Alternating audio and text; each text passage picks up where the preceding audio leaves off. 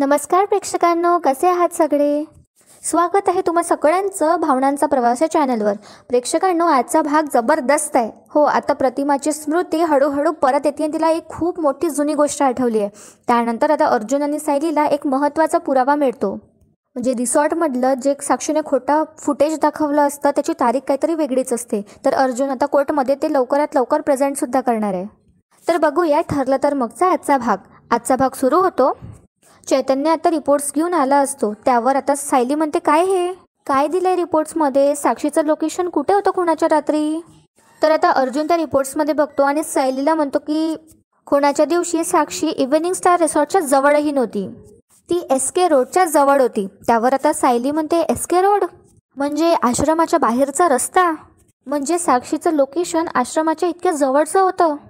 त्यावर आता अर्जुन म्हणतो की हो, पण ते लोकेशन फक्त आता आश्रमाच्या आतचं दिसत नाही आहे, पण आश्रमाच्या खूप जवळचं दिसतंय आणि हा कोर्टात सादर करण्यासाठी खूप मोठा पुरावा आहे. त्यावर आता चैतन्य म्हणतो की बघ, साक्षी कोर्टात काय म्हणाली होती की ती रात्री इव्हिनिंग रिसॉर्टमध्ये गेली होती, आश्रमात नाही. त्यामुळे आता तिचं हे खोटं पूर्णपणे उघडं पडणार आहे. पण यार, फक्त तिचं लोकेशन आश्रमाच्या आतमधलं निघालं असतं ना जास्त बरं झालं असतं. पण आता दामिनी हा मुद्दा नक्की उचलून धरणार आहे. तर पुढे त्यावर अर्जुन म्हणतो की आय नो, आणि हे रिपोर्ट्स कोर्टात दाखवल्यावर ते नक्की प्रेशराईज होतील आणि महिपत तर खूपच टेन्शन घेणार. त्या महिपत आणि साक्षीला या दोघांनाही मी चांगल्याने ओळखतो. त्यामुळे आता 1 महिन्याची जी मुदत आहे ते आपल्यासाठीच नाही तर त्यांच्यासाठी सुद्धा आहे. जेव्हा आता साक्षी अडकते आहे तेव्हा महिपत आणि साक्षी काहीतरी चूक नक्कीच करणार. तर सायली म्हणते, मग आपलं पुढचं पाऊल काय असणार आहे? तर त्यावर आता अर्जुन म्हणतो की सगळ्यात आधी हे खोटे रिपोर्ट्स कोणी बनवलेत ते आपण आधी शोधून काढायचं. आणि हा पुरावा स्ट्रॉंग करण्यासाठी रिसॉर्टमध्ये जाऊन आपण आणखी पुरावे शोधून काढायचे, ज्याने हे सिद्ध होईल की साक्षी खुणाच्या रात्री रिसॉर्टमध्ये नव्हतीच. त्यावर आता सायली म्हणते, पण तिथलं CCTV फुटेज तर आहे ना आपल्याकडे, आणि ती तिथे होती. म्हणजे माझा तर सगळा गोंधळ होता, मला काहीच कळत नाही आहे.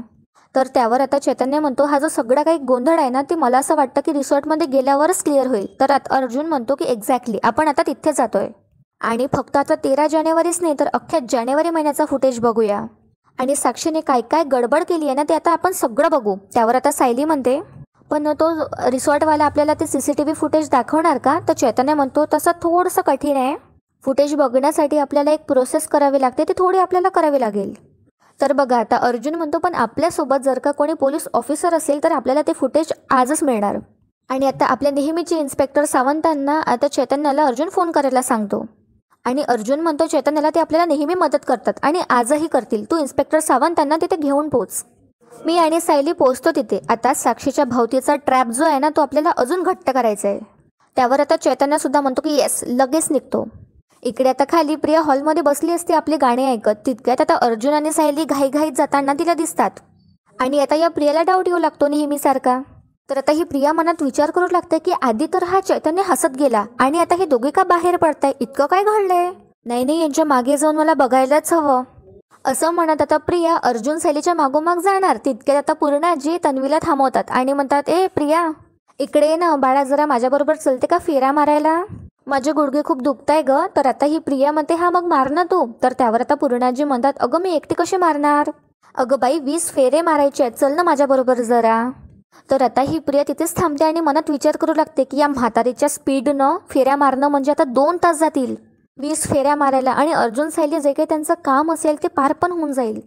तर आता पूर्णाजी या प्रियाला म्हणतात, चल ना. त्यावर आता ही प्रिया नाटकं करते आणि म्हणते, अगं पूर्णाजी बघ ना, तुझे गुडघे दुखतायत की नाही? मग तू फेऱ्या मारला तर तुझे आणखी गुडघे दुखणार ना.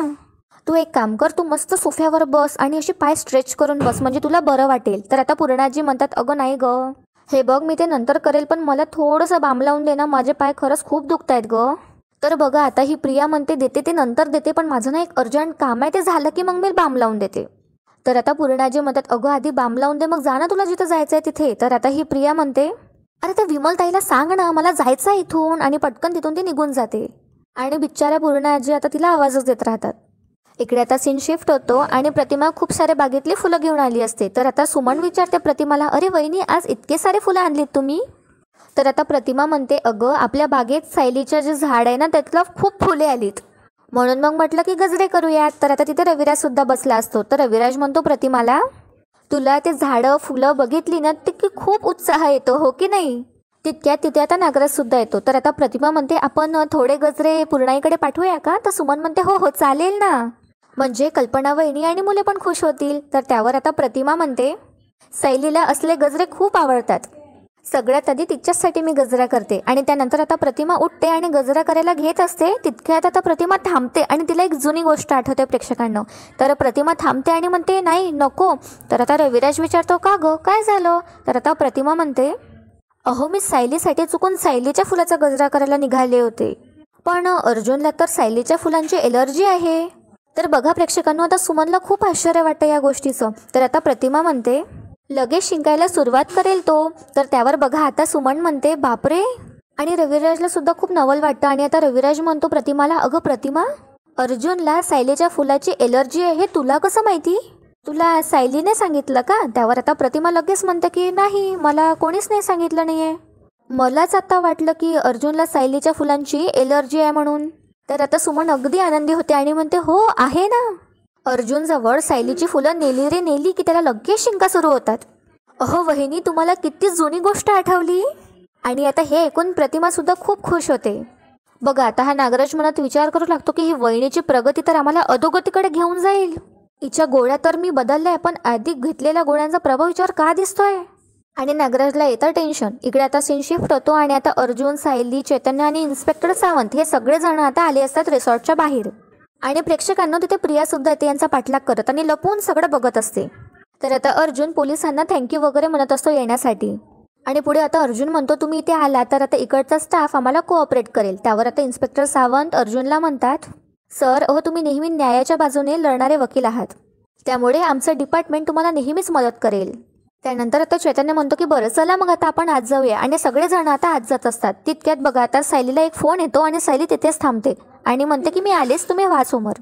आणि आता हे तिघं जण आतमध्ये जातात आणि सायली बाहेर थांबते. तर सायलीला प्रतिमाचा कॉल आला असतो. तर आता सायली म्हणते बोला प्रतिमा आत्या काय झालं? तर आता प्रतिमा म्हणते बरं सायली मला सांग, अर्जुनला सायलीच्या फुलांची एलर्जी आहे ना? तर आता सायली म्हणते की हो, पण तुम्हाला कोणी सांगितलं? तर आता प्रतिमा म्हणते कोणीच नाही, मलाच आठवलं सायली, मला हे आपोआप आठवलं. तर आता सायली म्हणते अरे वा, तुम्हाला आपोआप आठवलं, हे सगळं छान. तर आता पुढे प्रतिमा सांगू लागते अगं मी आज गजरे करत होते तर मला अचानक आठवलं. आणि मग सुमन म्हणाली की अर्जुनला लहानपणापासून ही एलर्जी आहे आणि तन्वी म्हणे त्याला लहानपणापासून त्रास द्यायची. आता या सायलीच्या फुलांमुळे अर्जुनला शिंका यायच्या ना, म्हणून आता तन्वी मुद्दाम त्याच्या मागोमाग ते फुलं घेऊन फिरायची. तर आता सायलीला ते अंदूक ते लहानपणीचे जे क्षण असतात ते आठवत असतात की कशी लहानपणीची जी सायली म्हणजे ती तन्वी खरी ती मागे मागे फिरत होती अर्जुनच्या. तर आता ती हरवून गेली असते त्या आठवणीत. तर आता प्रतिमा म्हणते हॅलो सायली, तू ऐकतेस ना? तर सायली एकदम भानावर येते आणि म्हणते हो हो प्रतिमा आत्या, तुमच्या आठवणी हळूहळू जाग्या होत आहेत हे ऐकून मला खरंच खूप बरं वाटलं. तर आता प्रतिमा सुद्धा म्हणते की हो मला वाटलंच, म्हणून तर तुला लगेच कॉल करून कळवलं. पुढे आता प्रतिमा म्हणते बरं सायली मी ठेवते हां, तू कदाचित कामात असशील ना? तर त्यावर आता सायली म्हणते की हो हो मी बाहेर आहे, मी नंतर बोलते. आणि आता प्रिया तिथून लपून हे सगळं बघत असते. तर आता सायलीचं लक्ष जातं या प्रियाकडे. तिथे एका ठेवलेल्या गाडीमध्ये आता सायली त्या आरशामध्ये बघू लागते. तर सायलीला त्या आरशात ती प्रिया दिसते. आणि आता सायली मनात विचार करू लागते ही प्रिया ही कशी इथे, आमचा पाठलाग करत आली की काय इथे? आणि आता त्या प्रियाला डाऊट येऊ नये की सायलीच्या लक्षात आलं आहे, म्हणून आता सायली पटकन तिथून निघून जाते. आणि आता अर्जुन, चैतन्य आणि पोलीस रिसॉर्टच्या अंदर येतात. आणि आता तो मॅनेजर म्हणत असतो रिसॉर्टमधला की 2 वर्ष आधीचं फुटेज ते तुम्हाला कसं दाखवू मी, मला असं देता येणार नाही. त्यावर आता पोलीस सांगतात म्हणजे आता तू स्वतःहून तू आम्हाला ते फुटेज देणार नाही आहेस का? ठीक आहे मग चल आमच्याबरोबर पोलीस स्टेशनमध्ये आणि आम्हाला तसं लिहून दे की तू या खुनाच्या याच्यात आम्हाला तपास करू देणार नाही आहे म्हणून. तर हा मॅनेजर म्हणतो की मी या रिसॉर्टचा मालिक नाही आहे, मी फक्त इथला एक मॅनेजर आहे, माझ्या हाती काहीच नाही आहे. तर त्यावर आता चैतन्य म्हणतो हो का, मग तुझ्या मालकांना बोलव. तर आता अर्जुन म्हणतो नाही थांब एक मिनिट, इन्स्पेक्टर साहेब याला उचलून घ्या तुम्ही. नाही म्हणजे या रिसॉर्टमध्ये जे काही इल्लिगल धंदे होतात ना ते सुद्धा बाहेर येतील. तर आता हा मॅनेजर घाबरतो आणि म्हणतो नाही थांबा, तुम्हाला फुटेज पाहिजे ना, मी लगेच देतो. आणि अर्जुन बरोबर सरळ करतो आता याला.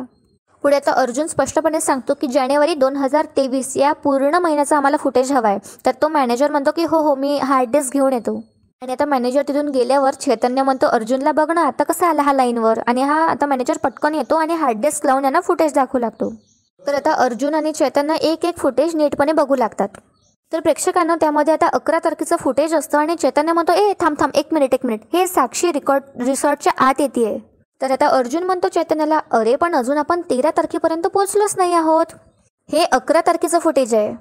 तर आता अर्जुनच्या अचानक लक्षात येतं की साक्षीने स्टेटमेंट दिलं असतं की 8:30 वाजता ती तिथे रिसॉर्टमध्ये पोहोचली असते. तर आता चैतन्य म्हणतो म्हणजे, त्यावर आता अर्जुन म्हणतो म्हणजे साक्षी ज्या पार्टीबद्दल बोलत होती ती पार्टी 13 तारखेला नाही पण 11 तारखेला झाली. म्हणजे बघ, खुनाच्या रात्री साक्षी रिसॉर्टमध्येच होती. आता हे दाखवण्यासाठी तिने 11 तारखेचं फुटेज हे 13 तारखेचं म्हणून दाखवलं तिने कोर्टात. तर आता चैतन्य म्हणतो अरे बघ ना, पण हे तेच फुटेज आहे, बघ ना 8:03 साक्षी ती रिसॉर्टच्या आत येते आणि मग हेच फुटेज तिने 13 जानेवारीचं म्हणून दाखवलंय. तर बघा प्रेक्षकांनो, आता यांच्या हाती खूप मोठा ब्रेक थ्रू लागलाय, खूप मोठा पुरावा. त्यानंतर आता अर्जुन सांगतो या मॅनेजरला की मला 11 तारखेचे सगळे फूडचे बिल्स हवेत, कॉपीज द्या मला पटकन त्याची. तर हा मॅनेजर म्हणतो की हो मी पटकन घेऊन येतो. त्यानंतर आता चैतन्य म्हणतो अर्जुनला की या शिकरे बाप लेकींनी काय डोकं लावलंय. म्हणजे 11 जानेवारीला जी पार्टी झाली ती तारीख एडिट करून ते 13 जानेवारीला झालंय असं दाखवलं. तितक्यात तिथे आता सायली येते आणि ती अचानक अशी म्हणू लागते की आपण इथे आलोय, हे बातमी आता महिपतपर्यंत पोहोचणार आहे. तर आता अर्जुन आणि चैतन्याला धक्का बसतो. अर्जुन म्हणतो म्हणजे? तर आता सायली सांगू लागते की मी बाहेर आहे ना प्रियाला बघितलंय आणि ती लपून माझ्याकडे बघत होती. त्यावर आता अर्जुन म्हणतो अच्छा. आणि आता अर्जुनच्या डोक्यात काहीतरी शिजत असतं. तर इकडे आता सीन शिफ्ट होतो आणि आता हा नागराज आला असतो महिपतकडे. तर आता नागराज सांगत असतो महिपतला की बदलल्या ना, मी त्या प्रतिमा वहिनीच्या गोळ्या सगळ्या बदलल्या आणि माझी मूर्ख बायको न चुकता त्या चुकीच्या गोळ्या त्या प्रतिमा वहिनीला देत असते. पण आता वहिनीच्या बाबतीत म्हणावं तसं तो ब्रेन फोकस होत नाहीये, त्याचा तर उलटाच परिणाम व्हायला दिसलाय. आज तर त्या वहिनीला अर्जुनच्या लहानपणीचं काहीतरी आठवलं. महिपत, हे वहिनीला असं आठवणं आपल्यासाठी खूप डेंजरस आहे. तर आता महिपत त्यावर म्हणतो एकीकडे हा अर्जुन सुभेदार हात धुवून माझ्या मागं लागला आणि त्यात आता या प्रतिमाला जर का सगळं आठवायला लागलं तर केवढं महागात पडणार. तितक्यात आता महिपतला येतो या प्रियाचा कॉल आणि आता महिपत म्हणतो बोल ग एक छिचुंद्रे काय. तर आता ही घाबरत सांगते प्रिया की अहो अर्जुन आणि सायली रिसॉर्टमध्ये गेलेत. तर महिपत म्हणतो मग काय तिथं जाऊन त्यांची बिलं देऊ का मी. तर प्रिया म्हणते अर्जुन आणि सायली इव्हिनिंग स्टार रिसॉर्टमध्ये गेलेत. म्हणजे खुनाच्या रात्री साक्षी जिथे पार्टी करत होती असं आपण दाखवलंय तेच रिसॉर्ट. आता महिपतच्या लक्षात येतं आणि महिपत म्हणतो ते दोघे तिथे कशाला गेले तळमडायला.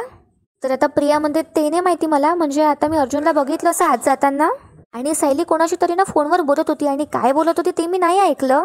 तर आता महिपत म्हणतो या प्रियाला म्हणजे आता पण तू अर्धवटच माहिती दिली नाही का. आणि पुढे आता प्रिया म्हणत असते पण मी एवढं तर सांगितलं ना. तितक्यात महिपत तिचा फोन कट करून टाकतो. आणि आता हा नागराज म्हणत असतो फोन ठेवल्यावर या महिपतने की जर का वहिनीला ते तन्वीच्या लहानपणीचं आठवायला लागलं ना तर मग आपण त्या वहिनीला. तितक्यात आता महिपत म्हणतो ओ नागराज शेठ, तुमचं ते टुंटून टिंग टिंग वाजवणं जरा बंद करा, इथं वेगळंच काहीतरी होऊन बसलंय. आता हे लफडं निस्तरू की तुमच्या त्या वहिनीच्या गोळ्या बघू. तर आता नागराज म्हणतो महिपत माझ्या एकट्याचं टेन्शन नाही आहे, हे तुझं पण टेन्शन आहे, तू पण इन्व्हॉल्व्ह आहेस आहे. तर आता महिपत म्हणतो अरे तो अर्जुन सुभेदार माझ्या घरापर्यंत येऊन पोचला, आता रिसॉर्टमध्ये जाऊन पोचलाय. आता माझं असं झालं ना आभाळाला कुठे कुठे भोकं पडलीत, आता हे शिव का ते शिव, जरा थांबा तुम्ही. तितक्यात आता महिपत साईडला येतो आणि कोणाला तरी फोन लावतो.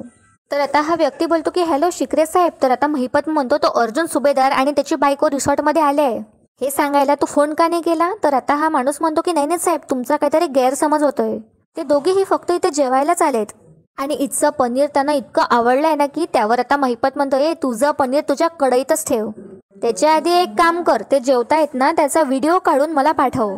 आणि बघा प्रेक्षकांनो अर्जुन आणि सायली किती हुशार असतात. हे दोघेही आता मस्त जेवत असतात टेबलवरती बसून आणि आता हा मॅनेजर जो कोणी असतो हा व्हिडिओ काढतो आणि महिपतला पाठवतो.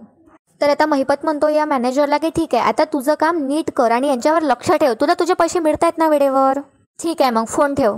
तर प्रेक्षकांनो हा जो महिपत सोबत बोलला असतो आता जो माणूस तो आता या रिसॉर्टचा मालक असतो आणि आता तो मालक तिथून चालला जातो आणि अर्जुन त्याला असा थंब दाखवतो काम झालंय म्हणून. तितक्या तिथे आता चैतन्य आणि इन्स्पेक्टर सावंत येतात. तर आता चैतन्य म्हणतो अर्जुनला मला तर असं वाटलं की हा मालक आता सगळं ओकून टाकेल, कसं पटवलं तू त्याला. तर आता अर्जुन म्हणतो मगाशी आम्ही त्याच्या कॅबिनमध्ये गेलो होतो तेव्हा आणि त्यानंतर एक फ्लॅशबॅक दिसतं आपल्याला. तर आता अर्जुन आणि सायली त्याच्या कॅबिनमध्ये गेले असतात त्या मालकाच्या आणि आधी तर हा मालक खोटा खोटा बोलत असतो की मला यातलं काहीही माहीत नाही आणि माझा काही हात नाही आहे त्याच्यात. तर आता अर्जुन याला चांगलं खडसावतो आणि म्हणतो एक बाप आणि त्याची मुलगी इथे येतात, रिसॉर्टवरची तारीख चेंज करतात इथलं CCTV फुटेज घेऊन आणि तुम्हाला यातलं काही कळत नाही. हे रिसॉर्टच्या कोऑपरेशन शिवाय काहीही पॉसिबल नाही आहे. एक गोष्ट लक्षात ठेवा, हे प्रकरण एकदा बाहेर आलं ना की सगळ्यांना कळेल की यात कोण कोण होतं. तर सायली म्हणते की मग तर यांच्या रिसॉर्टला कुलूपच लावावं लागेल हो ना.